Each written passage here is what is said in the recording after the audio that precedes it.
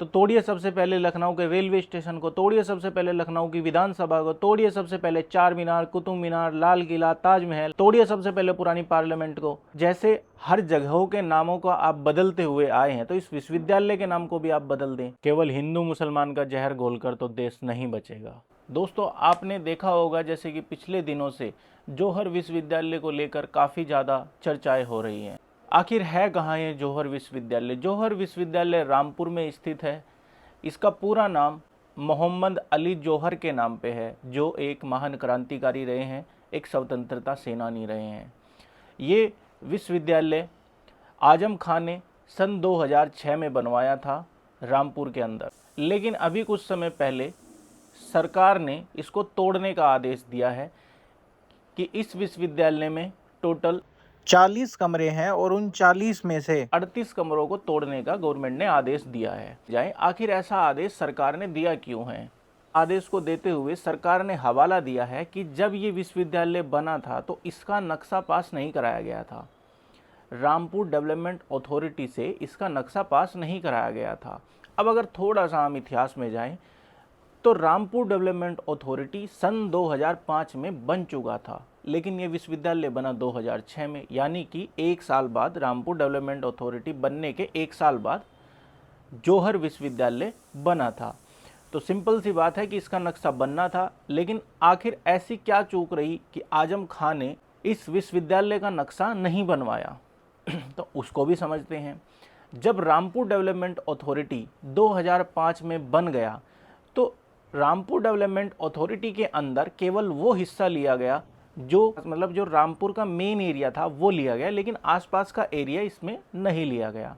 ये जो विश्वविद्यालय है रामपुर से तकरीबन 7 किलोमीटर की दूरी पर है। रामपुर के मेन रामपुर से तकरीबन 7-8 किलोमीटर की दूरी पे है। तो जहाँ ये विश्वविद्यालय बना हुआ है वो हिस्सा रामपुर डेवलपमेंट अथॉरिटी के अंतर्गत सन 2006 में आता ही नहीं था। तो फिर जब वो हिस्सा रामपुर डेवलपमेंट अथॉरिटी में नहीं आता था तो उसका नक्शा कैसे पॉसिबल था? बिल्कुल पॉसिबल नहीं था। तो इसी वजह से रामपुर में जो ये विश्वविद्यालय आजम खान ने 2006 में बनवाया था, इसका नक्शा नहीं बन पाया। तो फिर अब सरकार क्यों कह रही है कि इसका नक्शा नहीं बनवाया? क्योंकि जब वो हिस्सा तो रामपुर डेवलपमेंट अथॉरिटी में आता ही नहीं था। लेकिन फिर सन 2024 में, सितंबर सन 2024 में रामपुर डेवलपमेंट अथॉरिटी का जो एरिया है उसका विस्तार किया गया, उसको बढ़ाया गया।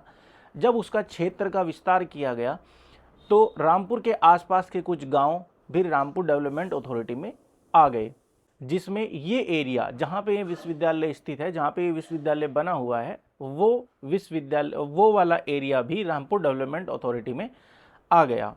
अब ये समझते हैं, जब जहाँ पे ये विश्वविद्यालय है ये वाला एरिया 2024 में रामपुर डेवलपमेंट अथॉरिटी में आया है, तो 2024 के बाद जो भी बिल्डिंगें वहाँ पे बनेंगी उसका नक्शा रामपुर डेवलपमेंट अथॉरिटी से पास करवाना पड़ेगा। लेकिन जो 2024 से पहले उस एरिया में जो चीज़ें बनी होंगी तो उनका तो नक्शा कोई पास कराने की ना तो ज़रूरत है, और कौन ही उनका नक्शा पास करेगा। तो ठीक वैसे ही इसमें हुआ।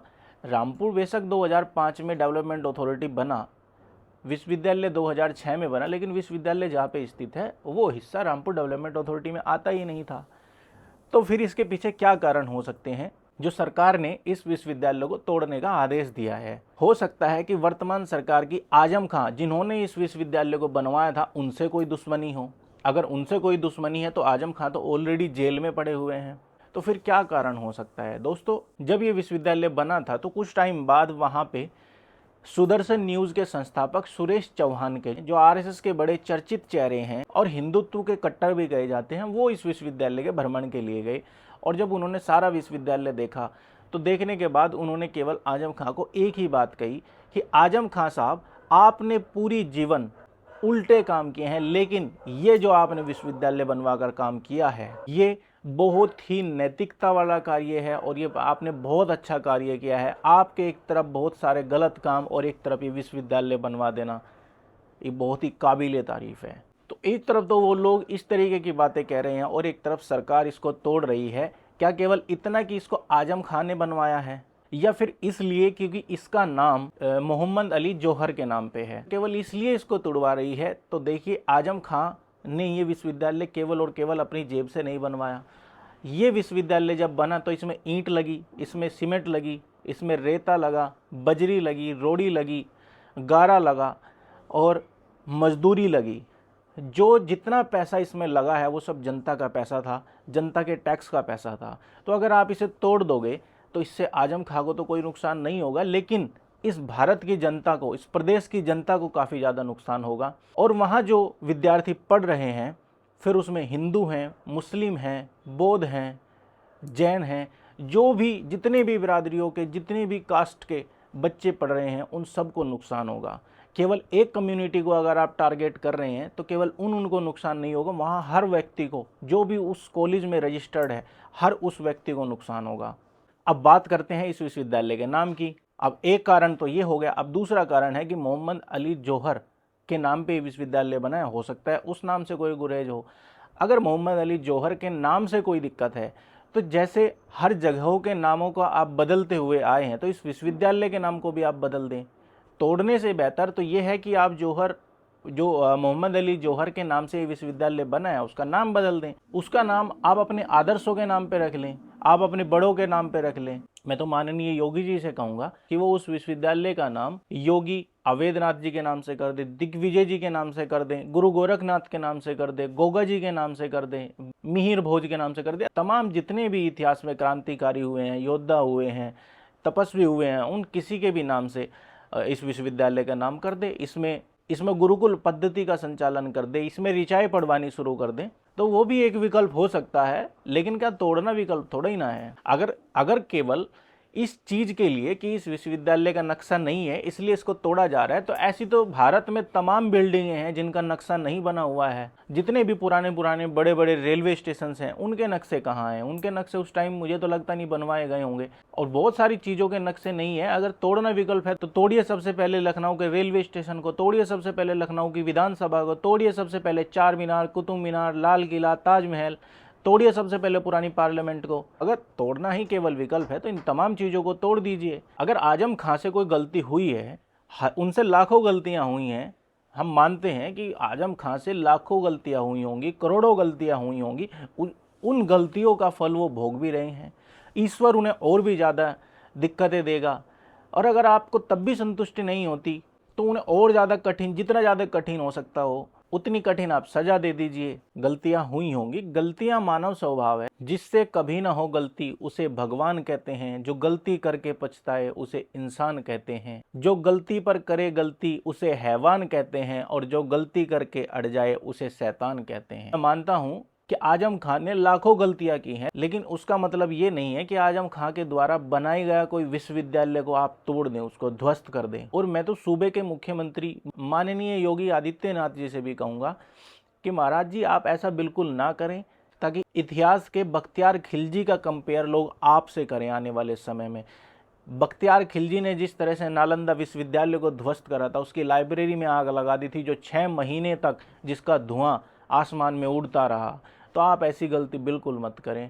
एक तरफ हमारे भारत का संविधान कहता है right to education, right to free education, और एक तरफ हमारी सरकारें शिक्षा पद्धति को ख़त्म करती जा रही है। अगर हम पूरे भारत का आंकड़ा देखें तो लगभग 96,000 स्कूल वर्तमान सरकार बंद कर चुकी है। और अगर हम उत्तर प्रदेश का आंकड़ा निकालें तो केवल उत्तर प्रदेश में 36,000 विद्यालय बंद कर दिए हैं। कुछ महान व्यक्तियों ने यह भी कहा है कि अगर किसी देश का डेवलपमेंट करना है, किसी देश को अगर आप चाहते हैं कि देश डेवलप हो, तो उस देश में सबसे पहले शिक्षा पद्धति को सुधारिए। जितनी ज़्यादा लोग शिक्षित होंगे उतना ज़्यादा देश डेवलप करेगा। लेकिन यहाँ तो कुछ और ही चल रहा है। स्कूलें बंद हो रहे हैं, कॉलेजों को सरकार तोड़ रही है, विद्यार्थी जो यूथ अपने हक की बात करते हैं उनके ऊपर लाठियाँ चार्ज हो रही हैं, किसानों का इतना उत्पीड़न हो रहा है, किसानों को सही दाम उनकी फसलों के नहीं मिल रहे हैं। अभी पिछली बार किसान लगभग 1.5 साल तक सड़क पर बैठा, 700 किसानों की शहादत हुई, लेकिन सरकार को कोई फ़र्क नहीं पड़ा। छात्रों को इतनी बेरहमी से पीट रहे हैं, तो देश किस ओर जा रहा है ये तो भगवान ही जान पाएगा। अगर आपको लग रहा है कि इसका नक्शा गलत है या इसका नक्शा नहीं बना है, तो अब भी वो नक्शा बनाया जा सकता है। आपकी सरकार है, आप कुछ भी कर सकते हैं। आप एक नक्शा बना दीजिए उस विश्वविद्यालय का। कोई इतनी बड़ी बात मुझे नहीं लगता कि इतनी बड़ी बात है नक्शा बनाना एक सरकार के लिए। तो अब उसका नक्शा बना दीजिए, लेकिन इस तरह से विश्वविद्यालय को मत तोड़िए। इस देश में जो ये चल रहा है कि हिंदू मुसलमान, मुसलमान हिंदू, गंगा पाकिस्तान, ये सारी चीज़ें देश को डेवलप तो बिल्कुल मुझे नहीं लगता कि कर पाएंगी। फिलहाल सबसे ज़रूरी है कि देश को डेवलपमेंट दिया जाए, ना कि वहाँ बनी किसी व्यवस्था को तोड़ा जाए। जनता क्या चाहती है, जनता की भावनाओं को क्योंकि राज जनता से मिला है, जनता इस देश की असली वारिस है। देश की जनता ने ही इन्हें बनाया है। आज ये जनता पर अगर इतना जुल्म करेंगे, जहाँ हिंदू भी हैं मुसलमान भी हैं, अगर इनके साथ में यह हाल होगा तो फिर इस देश में रहेगा कौन? केवल हिंदू मुसलमान का जहर घोलकर तो देश नहीं बचेगा।